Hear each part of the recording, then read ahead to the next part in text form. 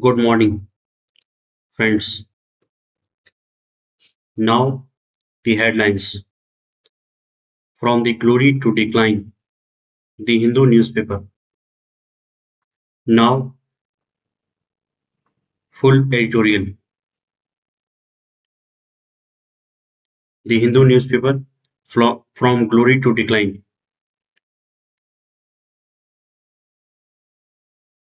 Gangaikonda, Cholapuram does not need statues. It needs basic infrastructure.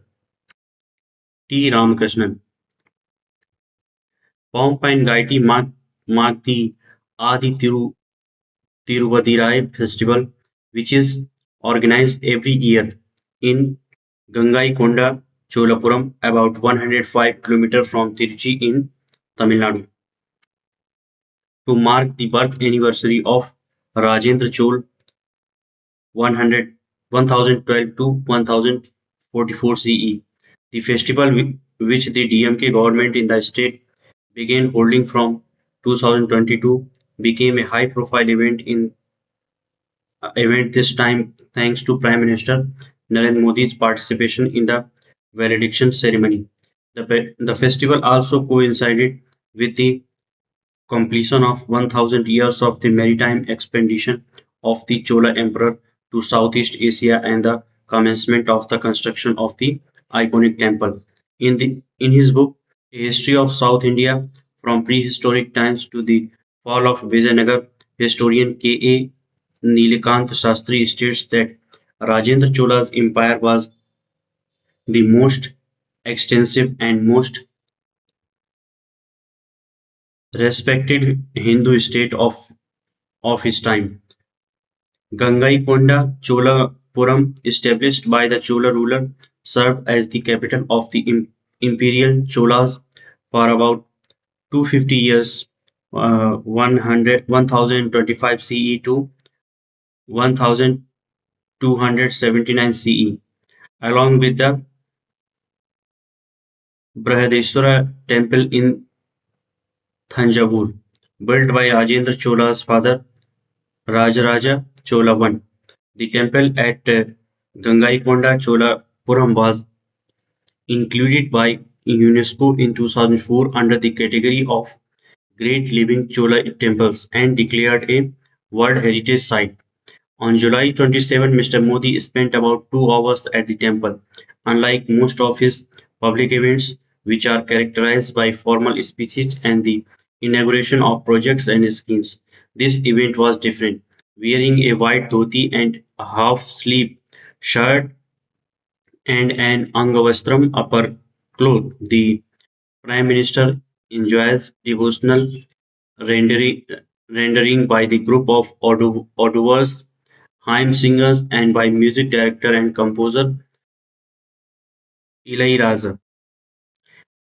Ilaiyaraaja, in his speech, Mr. Modi praised the contribution of the Cholas and explained how their rule remains an inspiration for modern India. The Cholas undoubtedly set a benchmark in various aspects of governance. However, their erstwhile capital is today one of the most backward districts of Tamil Nadu, Ariyalur. It is hard to believe that it was once the seat of power of the great empire for 250 years. It is all fine for the Prime Minister to announce the installation of statues for the two Chola emperors, but people in the district had expected him to unveil plans for infrastructure development in the region, said N. Dhanapal, a resident of Thirumanur village in Ayalur district.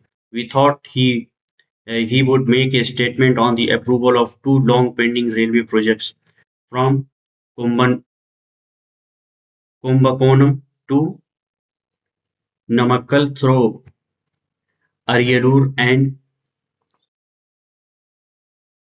Perambalur, and one connecting Pattukottai, Thanjavur, and Ariyalur. We were disappointed, he added. A predominantly agrarian district. Ariyalur has cement factories. These were established by large companies given the availability of good quality limestone in the region.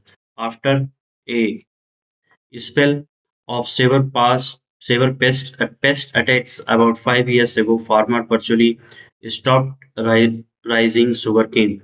The sugar mill that we had barely functions. A resident complained, though the Small Industries Development Corporation set up an industrial estate at Mallur in the district about 10 years ago. It found few takers. The district has a fossil tree park and a fossil museum, which are examples of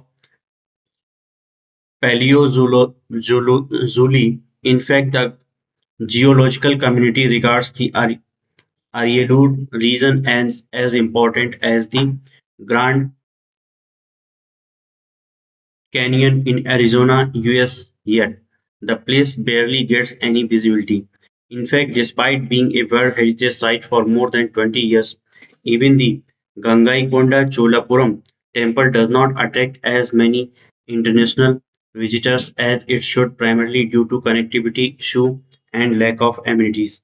It is not that there have not been effort made to improve the district. On the eve of the festival, Chief Minister M.K. Stalin has announced that the Chola Gangam Lake, locally known as the Puneri Lake, would be developed at the cost of 12 crore, and that facilities for tourists would be improved at a cost of 7.25 crore. He also said that renovation work of channels around the tank and the other maintenance works would be undertaken. The state government has also planned to construct a museum spread over 10 acres at the cost of 22.10 crore. However, these plans are not enough. What what the people of the district, which was the seat of the ancient capital of the Cholas, want today is sustained attention and focus on economic development of the region. This is why finally matters to them. Thank you. Thank you for your patience. See you next day. Thank you.